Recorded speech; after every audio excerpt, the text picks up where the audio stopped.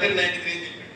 స్వామి ఏ మనిషిని నిజంగా మేము 50,000 60,000 70,000 ఊహిస్తే ఈయన 3,000 అని చెప్తే అక్కడ ఉన్న 3 మొత్తం స్పాయిల్ అయిపోయి ఆ బాగా తీసుకుపోయి టీ గ్యాస్ స్థాయి తరగతి వేస్తే ఏం చేయాలి అర్థం కాదు. అంతే కదా, 50,000 అనుకున్న దానికి 3,000 ఇచ్చిందంటే ఎట్లుంటుంది చెప్పు? మంచి హిట్ సినిమా పోతే ఎట్లా ఫ్లాప్ పోతే ఎట్లుంటుంది చెప్పు? ఎప్పుడు వెళ్ళిపోతాం అనిపిస్తుంది మనకు, అవునా కదా? అంతే కదా, అంతే అంతే. కానీ ఇవాళ గవర్నమెంట్ కాంగ్రెస్ గవర్నమెంట్ మీద ఎంత కొట్లాడుతున్నాం అంటే మేము మా మీద 4 కేసులైనా 5 కేసులైనా కూడా భయపడడానికి వీల్లేదు. ఎందుకంటే మేమందరం కూడా రాజ్యాంగం పార్టీ రోజు అవుతున్న వ్యక్తులమే. ఎవరికి ఎవరు భయపడాల్సిన అవసరం లేదు. ఎవడయ్యా జాగిరి కాదు, ఎవడయ్యా సొత్తు కూడా తెలంగాణ కాదు. మనమంతా ఉద్యమ కేటాలు మనమంతా. ఎందుకంటే ఈ తెలంగాణ ఉద్యమంలో తెలంగాణ సాధించుకున్నాం, కానీ తెలంగాణ ఉద్యమ ఆశయాలను కోసం ఇంకా కొట్లాడుతూనే ఉన్నాం, పోరాడుతూనే ఉన్నాం. మనం వచ్చినాయా తెలంగాణ ఉద్యమ ఆశయాలు? వచ్చినాయా?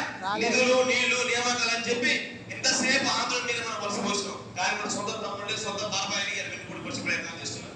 ఇలా నీళ్ళేయి, నిధులేయి, నియామకాలేయి. ఇలా ఏమి అడుగుతున్నాం? ఆ రోజు గత ప్రభుత్వాన్ని విమర్శించినాం. మీ ప్రభుత్వ పాలన వల్ల మా నిరుద్యోగులు 10 సంవత్సరాలు ఒక జనరేషన్ నష్టపోయిందని చెప్పి గత ప్రభుత్వాన్ని విమర్శించి వీడిని తీసుకొస్తే వీడొక జనరేషన్ నాశనం చేసే విధంగా ఒక్క నోటిఫికేషన్ ఇవ్వలేదు. ఇలా మేము అడుగుతున్నాం. అక్కడ ఒక సభ, అక్కడ ఒక సభ పెట్టి రేవంత్ రెడ్డి మాట్లాడుతుంది. 70,000 ఉద్యోగాలు ఇచ్చిన 70,000 ఉద్యోగాల్లో ఏ ఒక్క ఉద్యోగం కూడా తక్కువైనా కూడా నా తలకాయ నరుకుంటాను. మరి ఏ కత్తి తీసుకుని నరకాలి? 7 o'clock బ్లేడ్ అవుతాం. ఏ కత్తి పరశురాము గారు మిత్రుడు పరశురాము గారు తీసుకురావాలా, శివాజీ గారు తీసుకురావాలా, లేదా అలీ ఖాన్ గారు తీసుకురావాలా? ఇంత మంచి అబద్ధాలు మాట్లాడుతుంటే మనం చదువుకున్న వ్యక్తులం, ఇలా పీజీలో పీజీ చదువుకున్న వ్యక్తులము చల్లగా ఫ్యాన్ కింద కూర్చొని క్లాస్ చల్లగా ఫ్యాన్ కింద కూర్చోాలి. మన తల్లిదండ్రులేమో పట్ల కాడనో పన్నీర కాడనో లేకపోతే కాడనో వాళ్ళు మనం కష్టపడి 5,000 6,000 పంపిస్తుంటే ప్రజాస్వామ్యాన్ని ప్రశ్నించబోక వాళ్ళు మాట్లాడేదని ట్విట్టర్ లో ఇన్స్టాగ్రామ్ లో చూసి నవ్వుకుంటున్నాం. సిగ్గుపడాలి. మనం అందరం కూడా సిగ్గుపడాలి. ఎవరా వీళ్ళంతా? ఎవరయ్యా జాగిర్ ఇదంతా? మేం కష్టపడితే మా తల్లిదండ్రులు నిజాం కాలం కింద గాయాలు పడ్డారు. ఇలా ఎస్సీ ఎస్టీ బీసీ బిడ్డలందరూ కూడా నిజాం పరిపాలన అందరూ కూడా అవమానానికి గురైన, తన్నులు తిన్నారు, లాఠీ దెబ్బలు తిన్నారు, వాళ్ళ గుర్రాల కింద నలిగిపోయింది. మనం వాళ్ళ బిడ్డలైన మనకు ఉద్యోగాలు రావాలి, కానీ ఇలా మొత్తం పరిపాలన చూస్తే రెడ్డి రావు. వాస్తవా కాదా? 5% ఉన్న వాళ్ళు ఎక్కడ? 95% ఉన్న మనం ఎక్కడ? అవునా కాదా? అవును. కాబట్టి మనం అందరం కూడా ఈ ప్రభుత్వాన్ని ప్రశ్నించాల్సిన అవసరం ఎంతైనా ఉన్నది. ఒకటే ఎత్తున మిత్రులారా, కాంగ్రెస్ పార్టీ మనం కష్టపడితేనే కాంగ్రెస్ పార్టీ వచ్చింది. ఇలా చదువు లేనుడు చదువు రానుడు కూడా సైలెంట్ కాలం తిరుగుతుంటే బాధ అనిపిస్తుంది. ఎందుకంటే సార్ జియో ఫార్మింగ్ సమస్య ఉంది సార్ అంటే ఏ సర్వే నెంబర్ అంటుండు, సార్ జియో 29 సమస్య ఉందంటే ఏ బంజారా హిల్స్ అంటుండు. అంటే వాళ్ళకు దోచుకోవడం దాచుకోవడం తప్ప మన మీద ధ్యాస లేదు. నిరుద్యోగులు అంటే గాలి గిరేటోళ్ళు, వాళ్ళకి ఏం పని రాదు, ఏం చేయని ఒక ఆలోచన వాళ్ళకు ఉంది. కానీ చెంచి లాగా ఉద్యమ కిరీటం లాగా బయటకు వస్తే మీ లాగులో కొండలు కాదు, నాగు పావులిసినా కూడా ఆశ్చర్యపడాల్సిన అవసరం లేదు. అవునా కాదా? అవును. ఎందుకంటే ఇలా రేవంత్ రెడ్డి మాట్లాడుతుండ్రు, లాగులో కొండలు ఇస్తాం, పావులు ఇస్తాం. అరే బిడ్డ, నీ ఎత్తులో రేవంత్ రెడ్డిగా భయపడాల్సిన అవసరం ఏం లేదు.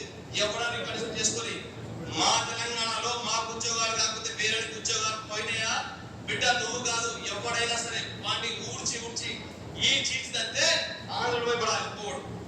తెలంగాణ మొత్తం కూడా తెలంగాణ జాగిరి, తెలంగాణ బిడ్డలకు, తెలంగాణ ఉద్యమ పీఠాలకు దొరకాలి. కానీ ఇలా ఆంధ్రలకు ఉద్యోగాలు పోయినాయి అనుకో మాత్రం రేవంత్ రెడ్డి కూడా ఈ చీల్చిదండే కార్యక్రమాలు త్వరలో తీసుకొస్తాం మేము.